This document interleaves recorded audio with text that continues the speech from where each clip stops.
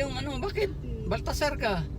Di kasi kalaro ako ng ano, dama ng ano, ni pinsan mo.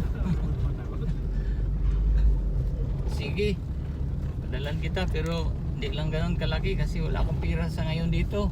Gabi kasi dito. Magtawag ako sa Pilipinas. Yun, napadalan. 3,200. Extra money. Pangilad pa more. Oo, ang ano to. Pero nagduda na daw si Juan daw. Si Pinsan Ben. Nagduda na talaga ako pinsan. Kasi hindi man niya alam ang lolo natin. Dagan siya mangingilad ba? Hindi man niya alam ang pangalan ng lolo natin.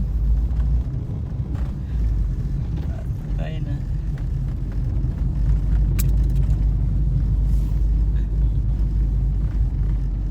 Sinansi po. I-invite po. Yung tawagan. Mahina ang signal dito pinsa. O, Ate Nance, mahina. Niya kay si Ruel na pod. Hina yung signal. Si Ronald pod. Limot ko sa to kay Ruel.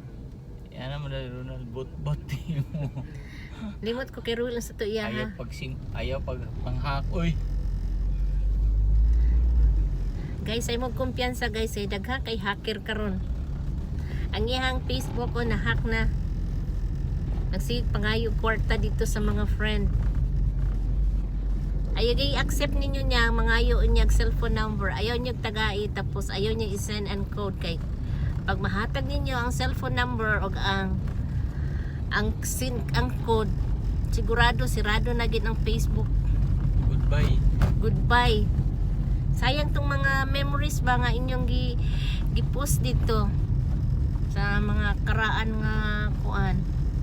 Mga videos dito, mga Goodbye pictures. guys, goodbye. Pantumi og kuan. I was one of the victim of scamming. Mana aware na lang gid mo tanan.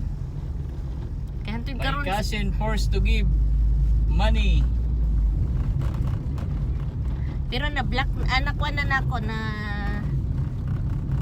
nahimuan na og paagi na dili na niya magamit ang Facebook, na sirado na, unavailable na. Pero may bago siyang Facebook ato, pero Bunji REVG ang iyang bagong Facebook. Follow for more.